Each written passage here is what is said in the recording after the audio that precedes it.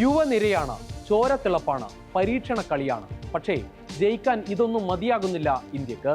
സ്വന്തം മണ്ണിൽ ഒരു വർഷത്തിനിടെ രണ്ടാമത്തെ സമ്പൂർണ്ണ തോൽവി. ഗൗതം ഗംഭീറിന്റെ കസേരയ്ക്ക് മുറവിളി തുടങ്ങിയിരിക്കുന്നു. വൈറ്റ് ബോളിലെ പ്രകടനം ടെസ്റ്റിൽ നിലനിർത്താൻ കാരണമാകുമോ? ഗംഭീറിനെ മാറ്റിയാൽ ഇന്ത്യക്ക് രക്ഷയാകുമോ?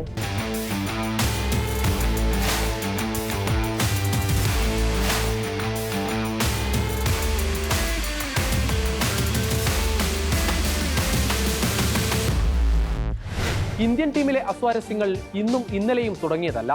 സൂപ്പർ താരങ്ങളായ രോഹിത് ശർമ്മയ്ക്കും വിരാട് കോഹ്ലിക്കും അതിവേഗം പുറത്തേക്കുള്ള വഴി കാണിച്ചു കൊടുത്ത് പുതുതലമുറയുടെ കയ്യിൽ ഇന്ത്യൻ ടെസ്റ്റ് ടീമിനെ ഏൽപ്പിച്ചാണ് ലോക ടെസ്റ്റ് ചാമ്പ്യൻഷിപ്പിന് ഇന്ത്യ ഒരുങ്ങിയത്.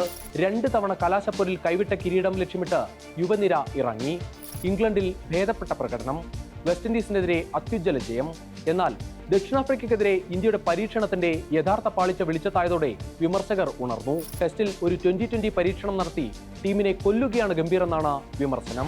രാഹുൽ ദ്രാവിഡും ചേതേശ്വർ പൂജാരയും ഇറങ്ങിയ 3-ാം നമ്പറിൽ വാഷിംഗ്ടൺ സുന്ദറിനെ ഇറക്കാനുള്ള ഗംഭീറിന്റെ തീരുമാനം കാണിച്ചു തരും ഇന്ത്യയുടെ പരീക്ഷണത്തിന്റെ ആഴം. സ്പെഷ്യലിസ്റ്റ് ബാറ്റർമാരും സ്പെഷ്യലിസ്റ്റ് ബൗളർമാരും വേണ്ടിയെടുത്ത് ഓൾറൗണ്ടർമാരെ കുത്തിനിറയ്ക്കുന്ന തീരുമാനം. ടെസ്റ്റ് ക്രിക്കറ്റ് ഒരു 20-20 അല്ലെന്ന് ഗംഭീറിനെ ഓർമ്മിപ്പിക്കുന്നു രവിശാസ്ത്രി അടക്കമുള്ളവർ. ദക്ഷിണാഫ്രിക്കയ്ക്കെതിരായ ടെസ്റ്റ് പരമ്പരയിൽ സർവ്വമേഖലയിലും ഇന്ത്യയുടെ യുവനിര പരീക്ഷിക്കപ്പെട്ടു. കൊൽക്കത്തയിൽ ഗംഭീർ പറഞ്ഞു വാങ്ങിയ സ്പിൻ പിച്ചിൽ ഇന്ത്യ കറങ്ങി വീഴുന്നതാണ് നമ്മൾ കണ്ടത്. 3 ഓൾറൗണ്ടർമാരടക്കം 4 സ്പിന്നർമാരുമായാണ് ഇന്ത്യ ഇറങ്ങിയത്. മത്സരത്തിൽ വാഷിംഗ്ടൺ സുന്ദർ എറിഞ്ഞത് ഒരേയൊരു ഓവർ മാത്രം. ഗില്ലിന് പരിക്കേറ്റതോടെ സ്പെഷ്യലിസ്റ്റ് ബാറ്ററുടെ വിലയെന്തെന്ന് ഇന്ത്യ അറിഞ്ഞു. ബാറ്റിംഗ് ലൈനപ്പിൽ മാറ്റം വരുത്തിയെങ്കിലും ഗുണമുണ്ടായില്ല. വെറും 124 റൺസ് പിന്തുടരാനാകാതെ ഇന്ത്യ വീണു. 30 റൺസിന്റെ നാണം കെട്ട തോൽവി. ഗുവാഹത്തിയിൽ ഇന്ത്യയും ദക്ഷിണാഫ്രിക്കയും 2 പിച്ചിലാണോ കളിക്കുന്നതെന്ന് തോന്നിപ്പോകും. 2 ഇന്നിംഗ്സിലും ദക്ഷിണാഫ്രിക്ക തകർത്തടിച്ചപ്പോൾ ഇന്ത്യൻ നിര ചീട്ടുകൊട്ടാരം പോലെ വീണു. 408 റൺസിന്റെ വൻ തോൽവി. ദക്ഷിണാഫ്രിക്കയുടെ പേസർമാരും സ്പിന്നർമാരും ഒരുപോലെ തിളങ്ങിയപ്പോൾ ഇന്ത്യക്ക് ബുംറയെയും സിറാജിനെയും കൃത്യമായി ഉപയോഗിക്കുന്നതിൽ പോലും പിഴച്ചു. സമീപകാലത്ത് 20-20യിൽ ഇന്ത്യയുടെ അസാധ്യ മുന്നേറ്റമാണ് ഗംഭീറിന്റെ ഏറ്റവും വലിയ കൈമുതൽ.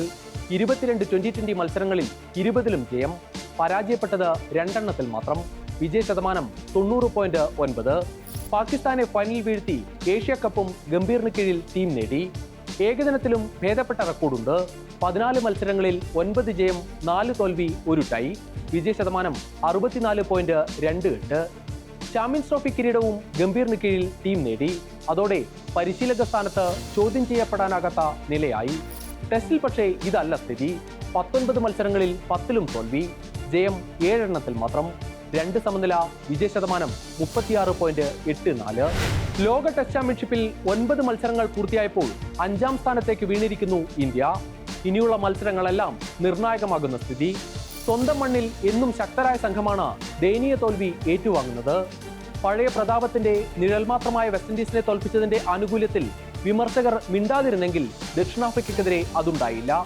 ഗംഭീറിനെ വൈറ്റ് ബോൾ ക്രിക്കറ്റിൽ നിലനിർത്തി റെഡ് ബോളിൽ ലക്ഷ്മണനെ പരീക്ഷിക്കണമെന്ന ആവശ്യത്തിന് ഇനി ശക്തി കൂടുമെന്ന് ഉറപ്പ്.